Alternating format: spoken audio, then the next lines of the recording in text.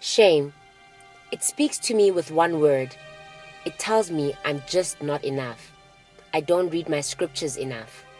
I'm not spiritual enough. As a result, I believe that too often the Christian community has become a community of pretenders, avoiding our shame by hiding behind pretense. We've become imposters.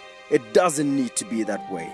The gospel has the power to free us from shame. The Spirit of the Sovereign Lord is on me, because the Lord has anointed me to proclaim good news to the poor. He has sent me to bind up the brokenhearted, to proclaim freedom for the captives, and release from darkness for the prisoners. They will be called oaks of righteousness, a planting of the Lord for the display of His splendor. 'Cause we'll be that city on a hill, burning brightly. Yeah, we will. We'll be a light to the world, shining your glory. We're not ashamed. We're not ashamed.